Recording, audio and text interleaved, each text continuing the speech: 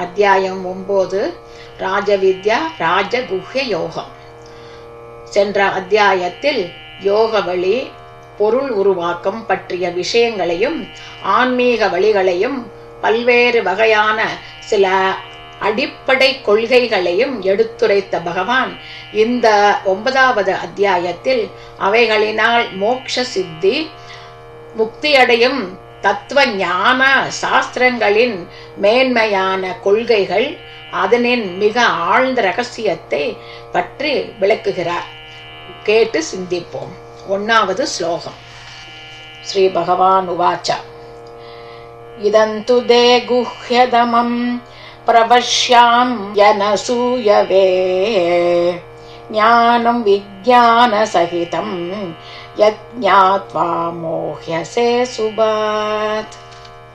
1வது ஸ்லோகார்த்தம். பகவான் கூறியது: எவ்வாறாகிலும் எதை அறிந்து தீமையில் இருந்து விடுபடுவாயோ அதை அறிந்து மிக ரகசியமானதும் அனுபவத்துடனும் கூடியதுமான இந்த ஞானத்தை ஒரு பொழுதும் குறை கூறாத உனக்கு எடுத்துரைப்பேன்.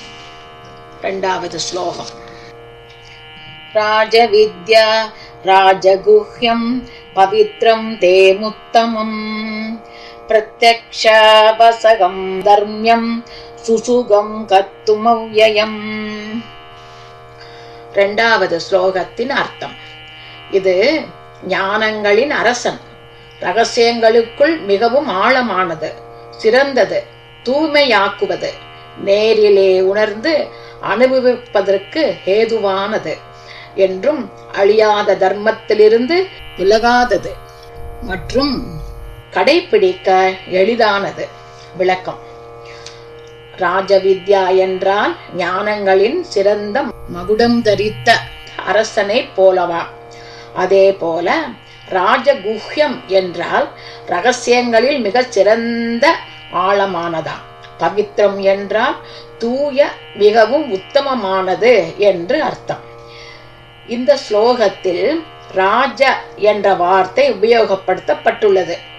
ராஜ என்றால் அரசன், அரசன்தான் ஓர் ராஜ்யத்திற்கு உயர்ந்த அதிகாரி. அதேபோல் ராஜவித்யா ஆன்மீகத்தில் உள்ள எல்லா ஞானங்களிலும் உயர்ந்த சிறந்த அரசன் போலவா. ராஜகுஹ்யம் என்றால் எல்லா ரகசியங்களிலும் மகுடம் தரித்தது போல் அதிரகசியமா. இந்த வழியானது மிகவும் மேலான, பரிசுத்தமான, நேரடியாக பக்தி செலுத்தி இறைவனை கண்டு அனுபவிக்கும் வழி. காரணம், ஒரு மனிதன் பக்தி இல்லாமல் யாதொரு அருளையும் பெற முடியாது. அதேபோல் இறைவனின் அருள் இல்லாமல் பக்தி வளராது.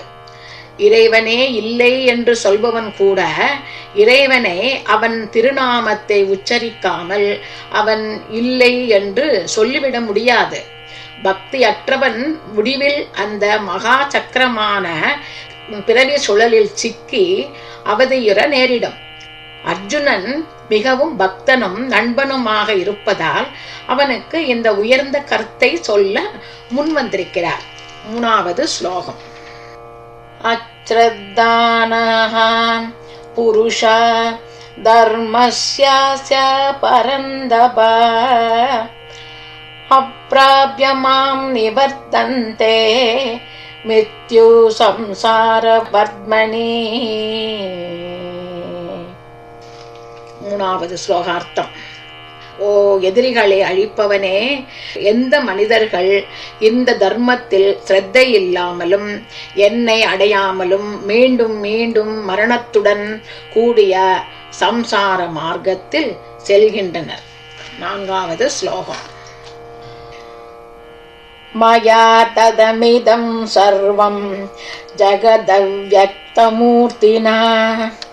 மஸ்தானே சர்வபூதானி நசாகம் தேசவஸ்திதஹ. 4வது ஸ்லோகார்த்தம். பகவான் ஞானத்தை புகழ்ந்ததன் மூலம் அர்ஜுனனின் கவனத்தை ஈர்த்த பிறகு சொல்ல ஆரம்பிக்கிறார். இந்த உலகம் தோன்றாத வடிவத்தில் உள்ள என்னால் நிறைந்துள்ளது.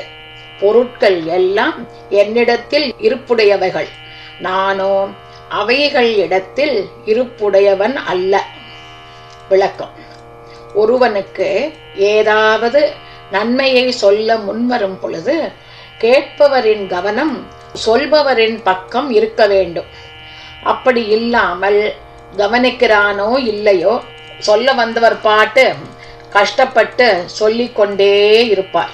கேட்பவர் பாட்டு எதையோ பார்த்து கொண்டிருப்பார். அப்படிப்பட்டவனுக்கு என்னதான் சொன்னாலும் செவிடன் காதில் சங்கு ஊதும் கதைதான். அதற்காகத்தான் பகவான் குழம்பிய அர்ஜுனனின் கவனத்தை தன் பக்கம் ஈர்த்து எல்லாவற்றிற்கும் சிகரமான ராஜ வித்யை புகட்டுகிறார். இவையெல்லாம் கீதா சாஸ்திரத்தின் மனிதர்கள்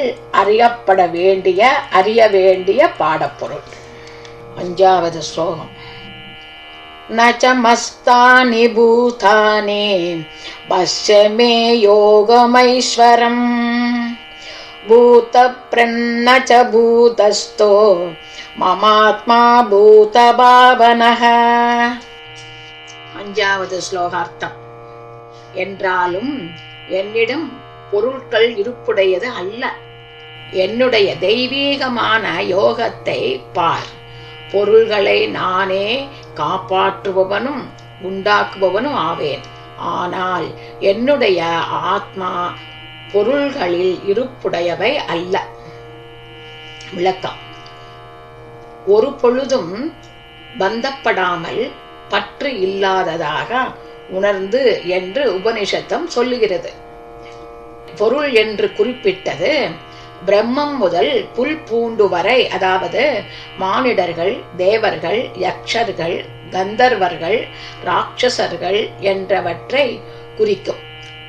பகவான் பஞ்சபூத சேர்க்கையான மானிட அவதாரம் எடுத்திருப்பதால் சாதாரண மனிதர்களைப் போலவே ஒரு உடலும் ஆத்மாவுக்கும் சம்பந்தம் இல்லை என்று பிரித்து அகங்கார சகிதம் நான் ஆத்மா என்கிறார். ஆனால் அஞ்ஞானிகளைப் போல பரமாத்மா தன் ஆத்மனை தன்னிடத்தில் இருந்து வேறானது என்று சொல்லவில்லை. பூத பாவனா என்றால் உற்பத்தி செய்வது, உண்டாக்குவதான அவைகளை வளப்படுத்துவதும் நானே என்று சொல்கிறார். 6வது ஸ்லோகம். யதாகாசஸ்திதோ நித்யம் வாயுஹு சர்வத்ர கோமஹான் ததா சர்வாணி பூதானி மத்ஸ்தானி யோபதாரய. 6வது ஸ்லோகார்த்தம். அளவிடுவதற்கு அரிதான காற்று எவ்வாறு எல்லா இடங்களிலும் நகர்ந்தவாறு வானத்தில் எப்பொழுதும் இருக்கிறதோ அதே போல எல்லா பொருட்களும் என்னிடம் இருப்பவை என்று அறிவாய். 7வது ஸ்லோகம். சர்வபூதானி கௌந்தேய பிரகிருதிம் யாந்தி மாமிகாம் கல்பக்ஷயே புனஸ்தானி கல்பாதோ விஸ்ருஜாம்யகம். 7வது ஸ்லோகம். அர்த்தம். ஓ குந்திபுத்திரனே, எல்லா பொருட்களும் கல்பத்தின் முடிவில் என்னுடைய பிரகிருதியை அடைகின்றன. மீண்டும் கல்பத்தின் ஆரம்பத்தில் அவற்றை நான் மீண்டும் உற்பத்தி செய்கிறேன். விளக்கம். இறைவனால் படைக்கப்பட்ட எல்லாம் பிரளய காலத்தின் போது இயற்கை நிலையை அடைகிறது. பின்பு உலக படைப்பின் காலத்தில் ஒவ்வொன்றாக மறுபடியும் எல்லாவற்றையும் உற்பத்தி செய்கிறார். ஏதோ ஒன்று ஆரம்பம் என்று இருந்தால் முடிவு இயற்கை. அதேபோல் மீண்டும் உருவகப்படுத்துவதும் இறைவனின் இயற்கையான குணம் என்று பொருள். பிரகிருதிம் ஸ்வாமவஷ்டாப்ய விஸ்ருஜானி புனஹ புனஹ பூதக்ராமமிமம் கிருஷ்ணாமவசம் பிரகிருதேர்வச. 8வது ஸ்லோகம். அர்த்தம். வலிமை இழந்த தங்களுடைய இயல்புகளால் கட்டப்பட்ட இந்த அனைத்து பொருட்களின் கூட்டத்தை என்னுடைய பிரகிருத்தியை வசப்படுத்தியவனாக மீண்டும் மீண்டும் நான் உற்பத்தி செய்கிறேன்.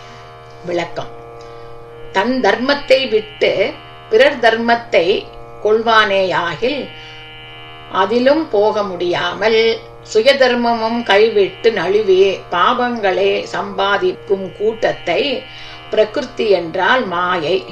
அந்த மாயையின் பிடியில் சிக்கி தள்ளாடி மீண்டும் மீண்டும் பிறவி எடுத்து அவதியுறுவர் என்று பொருள்.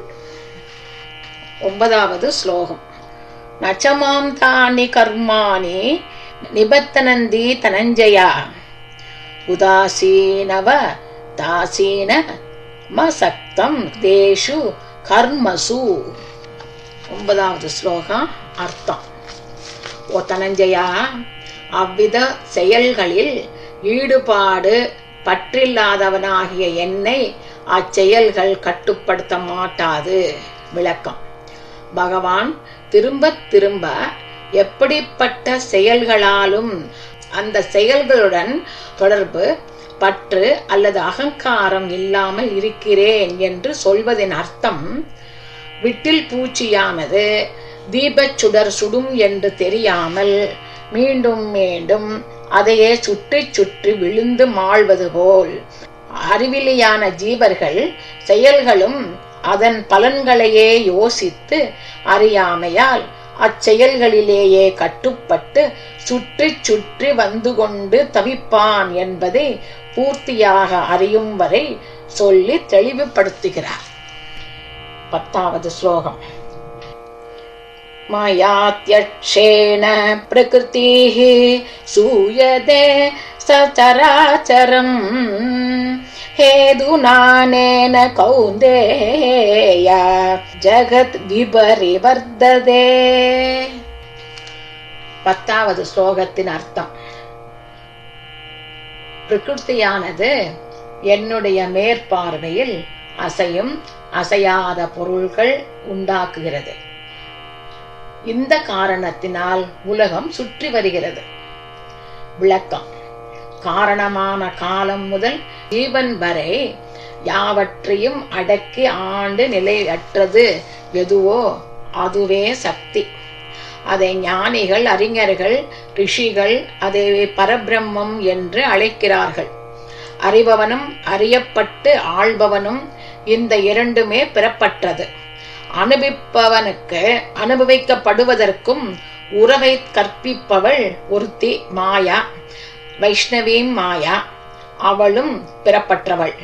எப்பொழுது இந்த மூன்றும் பிரம்மம் என்று அறிகிறானோ அவன் அளவற்ற எங்கும் வியாபித்திருக்கும் ஆத்மாவையும் எல்லா வடிவங்களிலும் விளங்குபவனாகவும் செயலற்றவனாகவும் இருக்கிறான்.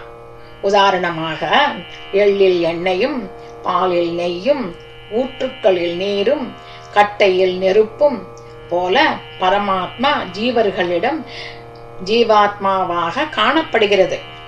சத்தியத்தாலும் தவத்தாலும் ஒருவன் இதை அறிவான் என்று ஸ்வேதாஸ்வதா உபனிஷதம் கூறுகிறது. அனல்கள் ஆணல்லன் பெண்ணல்லன் அழியும் அல்லன் காணலுமாகான் உளனல்லன் இல்லையல்லன் பேணுங்கால் பேணும் உருவாகும் மல்லனுமாம் கோணை பெரிதுடை தெம்பெம்மானை கூறுதலே. நம்மாழ்வார். அதுபோல உலகில் மக்கள் அதை செய்கிறேன், இதை செய்கிறேன், உண்ணுகிறேன், சந்தோஷமடைகிறேன் அல்லது கஷ்டப்படுகிறேன் என்று சொல்வது எல்லா செயல்களும் அந்த அத்தாட்சியின் பார்வையுடையதாக இருப்பதால் தான் நடக்கின்றன. நிஜத்தில் அவைகள் உணர்வு நிலையிலேயே இருந்து பின் அதிலேயே முடிவடைகின்றன என்று வேதங்களும் உபனிஷதங்களும் கூறுகிறது என்று கற்றறிந்த அறிஞர்கள் கூறுகிறார்கள். இவைகளை எல்லாம் நிதானமாக ஆராயும் போது பகவானை விட யாரும் உணர்வு மயமானவர்கள் இல்லையோ என்று தோன்றினாலும் நிஜமாக அவரை விட யாரை விட ஸ்ரீமன் நாராயணனை விட பரிபூர்ண உணர்வு நிலையில் மிகவும் சைத்தன்யமானவரும் எல்லாவற்றிற்கும் சாட்சியாக இருப்பவர் பரமாத்மாவை தவிர வேறு யாரும் அல்லர் என்று கருத்தில் கொள்ள வேண்டும் என்று பொருள். 11வது ஸ்லோகம். அவஜானந்தி மாம் மூடா மானுஷேம் தனுமாஸ்ரிதம் பரம் பாவமஜானந்தோ மம பூத மகேஸ்வரம். அர்த்தம்: பொருட்கள் யாவற்றிற்கும் இறைவனான என்னுடைய உயர்ந்த இயல்பை அறியாத மூடர்கள் மானிட உடல் எடுத்த என்னை அவமதிக்கிறார்கள். 12வது ஸ்லோகம். மோகாசா மோக கர்மாணோ மோக ஞான விசேதசஹ ராட்சசே மாசுரிஞ்சைவ பிரகிருதிம் மோகினிம் ஸ்ரிதாஹ. 12வது ஸ்லோகார்த்தம். குறைவான புத்தியுடைய வீணான ஆசையையும் செயல்களையும் கொண்ட அவர்கள் உண்மையில் புத்தியை மயக்கும் ராட்சச தன்மையையும் அசுரத்தன்மையையும் கொண்டிருப்பார்கள். கருத்து: நல்லது எது கெட்டது எது என்று பிரித்து பார்க்கும் தன்மையையும் விவேகத்தையும் இழந்தவர்கள் கொடிய ராட்சச தன்மையுடையவர்கள் என்பது கருத்து. மகாத்மானஸ்து மாம் பார்த்த தைவீம் பிரகிருதிமாச்ரிதாஹ பஜன்யனம் மனசோ ஞாத்வா பூதாதிமவ்யயம்.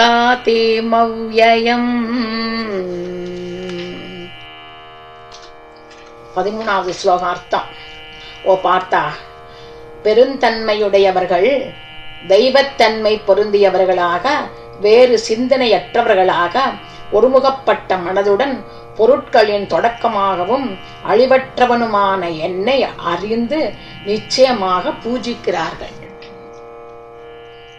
14வது ஸ்லோகம். சததம் கீர்த்தயந்தோ மாம் யதந்தச்ச திருடவ்ருதாஹ நமஸ்யந்தச்ச மாம் பக்த்யா நித்யயுக்தா உபாசதே. 14வது ஸ்லோகார்த்தம். என்னை எப்பொழுதும் போற்றுபவர்களாகவும் உறுதியான முயற்சி விரதங்களாலும் பக்தியில் நிலை பெற்று வணங்கி வழிபடுகிறார்கள். கருத்து: விரதங்களால் பூஜிக்கிறார்கள் என்றால் ஏகாதசி மாதந்தோறும் வருவது, பின் வருடத்திற்கு ஒரு முறை வரும் வைகுண்ட ஏகாதசி, கோகுலாஷ்டமி போன்ற விரதங்கள் அனுஷ்டித்து பகவானை வழிபட வேண்டும் என்று பொருள் கொள்ள வேண்டும். 15வது ஸ்லோகம். ஞான யஜ்ஞேன சஹாப்யன்யே பஜந்தோ மாமுபாசதே ஏகத்வேன பிரதத்வேன பகுதா விஸ்வதோ முகம். 15வது ஸ்லோகம். அர்த்தம்: வேறு சிலர் உண்மையில் பரம்பொருள் ஒன்றே என்ற ஞான யஜ்ஞங்கள் மூலம் என்னையே போற்றி புகழ்ந்து பூஜிக்கிறார்கள். இன்னும் சிலர் பலவேறு வடிவங்களாக பூஜிக்கிறார்கள்.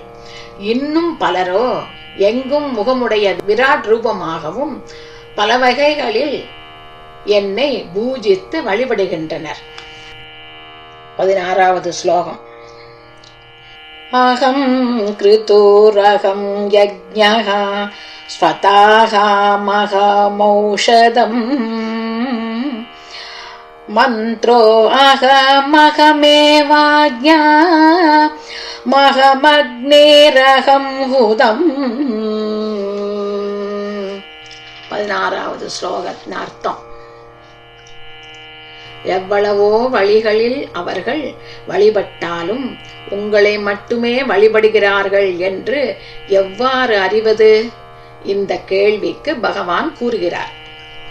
கிருது என்ற யாகம் நானே, வேள்வியும் நானே, முன்னோர்களுக்கு தரப்படும் உணவும் நானே, பிராணிகளுக்கு உணவாகவும் மருந்தாகவும் நானே இருக்கின்றேன். யாக யஜ்ஞங்களின் மந்திரமும் நானே, அர்ப்பிக்கும் பொருளும் நானே, அக்னியும் நானே, அர்ப்பணம் என்ற செயலும் நானே ஆவேன். 17வது ஸ்லோகம். பிதாகமஸ்ய ஜகதோ மாதா ததா பிதாமகः வேத்யம் பவித்ரமோங்கார ருக்சாமயஜூரேவ ச. 17வது ஸ்லோகார்த்தம். மேலும் சொல்லுகிறார், இவ்வுலகிற்கு தாய், தந்தை, பாட்டன், தருபவன், அறிவதற்கு உரியவன், தூய்மையாக்குபவன், ஓங்காரம் மற்றும் ருக்கஜுர் சாம வேதங்களும் நானாகவே இருக்கிறேன். 18வது ஸ்லோகம். கதிர்பர்த்தா பிரபுः சாட்சி நிவாசः சரணம் சுஹ்ருத் பிரபவः பிரளயஸ்தானம் நிதானம் பீஜமவ்யயம். 18வது ஸ்லோகத்தின் அர்த்தம்.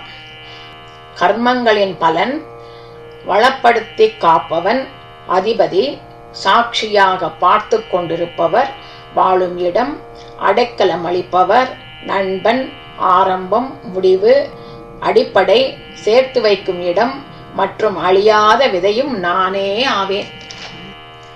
தபாம்யகமகம் வர்ஷம் நிக்ருஹ்ணாம் யத் ஸ்ருஜாமி ச அம்ருதம் சைவ மிருத்யுத்யுச்ச சதசச்சாஹம அர்ஜுனா. 19வது ஸ்லோகார்த்தம். அர்ஜுனா, நான் வெப்பத்தை தருகிறேன், மழையை தருகிறேன், மழையை பெய்யாதவாறு தடுப்பவனும் நானே. நானே மரணமற்ற நிலை, மரணமும் நானே, இருப்பதும் இல்லாததும் நானே. 20வது ஸ்லோகம். த்ரைவித்யா மாம் சோமபாஹ பூதபாப யஜ்ஞைரிஷ்வா ஸ்வர்கதிம் பிரார்த்தயந்தே தே புண்ணியமாசாத்ய சுரேந்திரலோகம் அச்னன் திவ்யாம் திவி தேவபோக.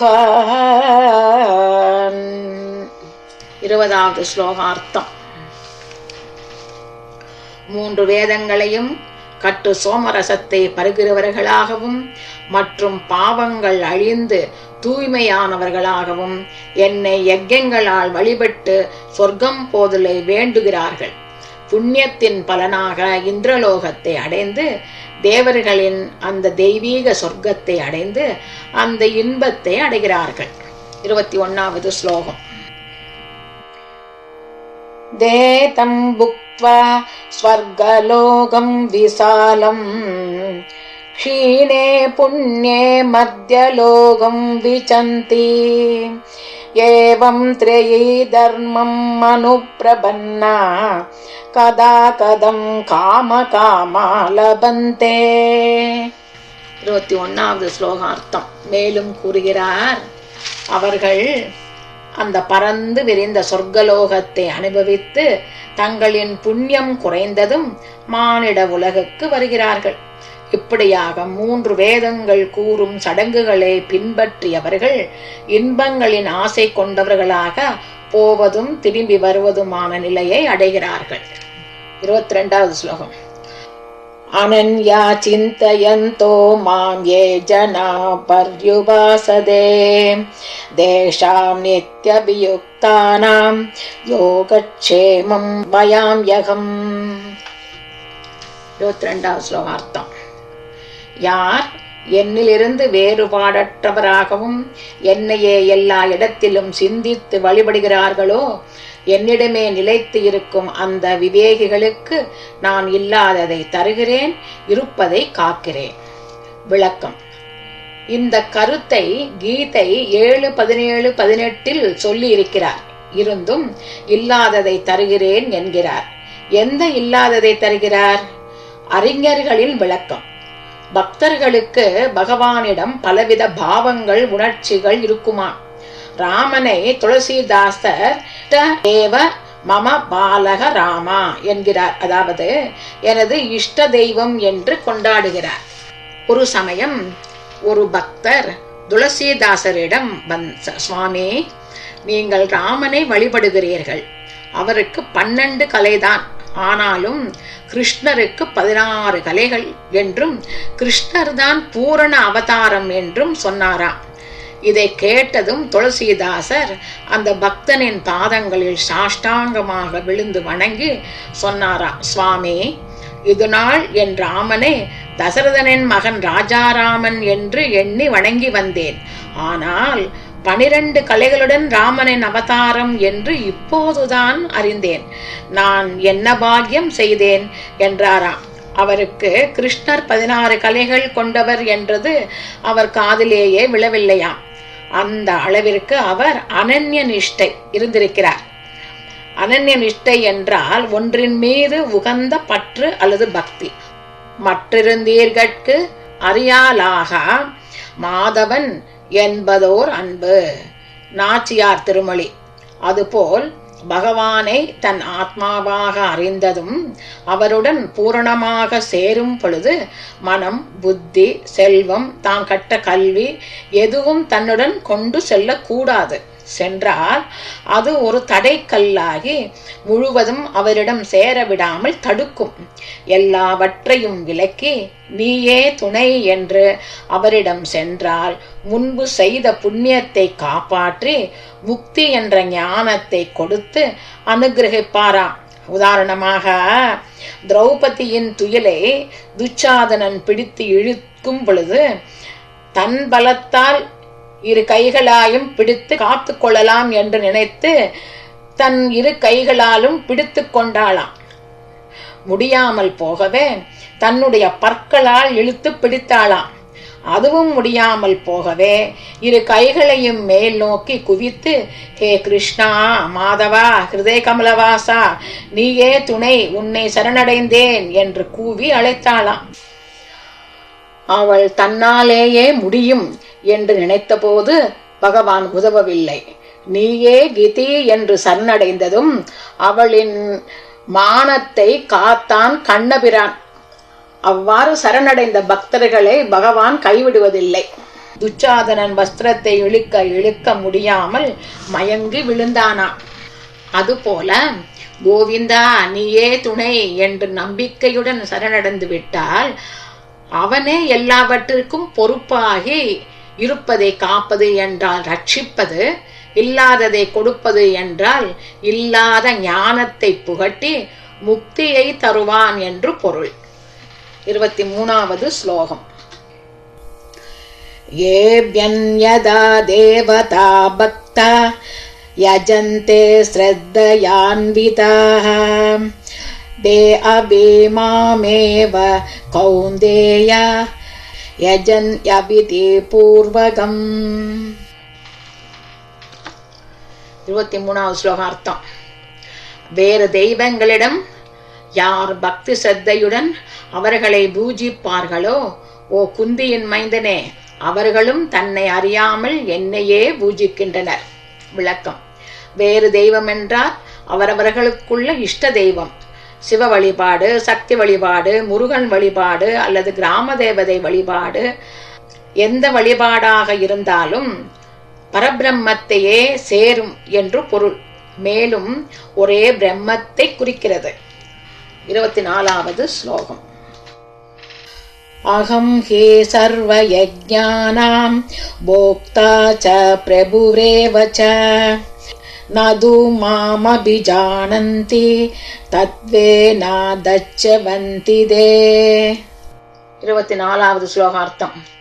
எல்லாவித யஜ்ஞ யாகங்களின் தலைவனும் அவற்றை அனுபவிப்பவனும் நானே. இருப்பினும் என்னை அவர்கள் உண்மையாக அறிவதில்லை. ஆதலால் யாகங்களின் பலன்களிலிருந்து நழுவுகின்றனர். 25வது ஸ்லோகம். யாந்தி தேவவ்ருதா தேவான் பித்ரூன் யாந்தி பித்ருவ்ருதாः பூதானி யாந்தி பூதேஜ்ய யாந்தி மத்யாஜினோ அபிமாம். அர்த்தம். தேவர்களை வழிபடுவோர் தேவர்களை அடைகின்றனர். பித்ருக்களை வழிபடுவோர் பித்ருக்களை அடைகின்றனர். மற்ற கடவுளை பூஜிப்பவர் கடவுளை அடைகிறார்கள். ஆனால் என்னை பூஜிப்பவர் என்னையே அடைகிறார்கள். விளக்கம். தேவான் என்றால் தேவதைகள், அதாவது இந்திரன் முதலான தேவர்கள், கிராம தேவதைகள் போன்றோரை வழிபடுவோர் அந்தந்த லோகத்தை அடைகிறார்கள். முன்னோர்கள், அதாவது அமாவாசை, தர்ப்பணம், சிரார்த்தம் போன்றவற்றை செய்து அவர்களை ஆராதனை செய்பவர், மற்ற தெய்வங்களை பூஜிப்பவர் அந்தந்த லோகத்தை அடைவார்கள். ஆனால் ஸ்ரீமன் நாராயணனை உபாசிப்பவர்கள் வைகுண்ட பதவியை அடைகிறார்கள் என்று பொருள். அர்ஜுனனின் மனதில் நன்கு பதிய வேண்டும் என்பதற்காக அவன் அறிந்து உணரும் வரை திரும்பி திரும்பி பல கோணங்களில் விவரிக்கிறார். 26வது ஸ்லோகம். பத்ரம் புஷ்பம் பலந்தோயம் யோ மே பக்த்யா பிரயச்சதி ததகம் பக்த்யுபஹ்ருத மச்னாமே பிரயதாத்மனஹ. 26வது ஸ்லோகங்கள் அர்த்தம். எனக்கு பச்சிலை, புஷ்பம், பழம் அல்லது நீரை பக்தி ஸ்ரத்தையுடன் அர்ப்பணிக்கிறார்களோ அவர்களுடைய தூய்மையான மனதுடனும் பக்தியுடனும் அன்புடனும் அளித்த அந்த பொருளை நான் ஏற்றுக்கொள்கிறேன். 27வது ஸ்லோகம். யத் கரோஷி யதஜ்நாசி யஜ்ஜுஹோஷி ததாசி யத் மத்தப்ஸ்யாசி கௌந்தேய தத் குருஷ்வ மதர்ப்பணம். 27வது ஸ்லோகார்த்தம். ஓ குந்தியின் மைந்தா, எதை செய்கிறாயோ, எதை உணர்கிறாயோ, எதை யாகத்தில் அர்ப்பணம் செய்கிறாயோ, எதை தானம் செய்கிறாயோ, எந்த விதமான தவம் செய்கிறாயோ அதை எனக்கு அர்ப்பணமாக செய்வாய். விளக்கம். எந்த நெய்வேதினம், பழம், பச்சிலை என்றால் துளசி, நீரை பக்தியுடன் அர்ப்பணித்தால் நான் ஏற்றுக்கொள்கிறேன் என்றால், பெரிய பெரிய உபாசனைகளை செய்ய இயலாமல் போனாலும் பக்தியுடன் துளசி தீர்த்தம் அர்ப்பணம் செய்தாலும் பகவான் ஏற்றுக்கொள்கிறார். உதாரணமாக, பாண்டவர்கள் ஆரண்யவாசம் முடிந்து ஸ்ரீ கிருஷ்ணர் தூது வருகிறார். வரும் சமயம் எவ்வளவோ மாளிகைகளுடைய தனவந்தர்கள், பீஷ்மர் போன்றவர்கள் வைத்து கொண்டாலும் விதுரரின் குடிசைக்கு சென்றார். அங்கு ஸ்ரீ கிருஷ்ணரை தன் குடிலில் கண்ட விதுரர் மகா சந்தோஷமடைந்து உபசரித்து அவருக்கு தன்னிடம் இருக்கும் வாழைக்கனியை உரித்து தன் கையால் கொடுத்தாராம்.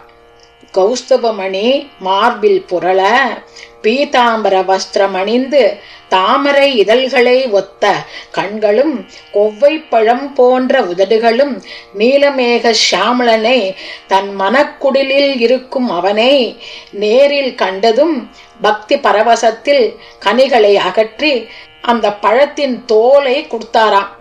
அதை சந்தோஷமாக கிருஷ்ணர் உண்டு மகிழ்ந்தாராம். பின் சிறிது நேரத்தில் தன் நிலை திரும்பிய விதுரர் தன் தவறை உணர்ந்து துயரத்தால் துடித்து, பகவானே, எந்த மாதிரி தவறு இழைத்தேன் என்று பலமுறை தண்டனிட்டு மன்னித்து அருளும்படி வேண்டினாராம். அப்பொழுது ஸ்ரீ கிருஷ்ணர் புன்முறுவலுடன், விதுரரே, நீங்கள் பக்தி பரவசத்தில் அன்புடன் அளித்த அந்த தோல் கனியை காட்டிலும் அமிர்தமாக இருந்தது, கவலை கொள்ள வேண்டாம் என்று அவரை ஆசுவாசப்படுத்தினாராம்.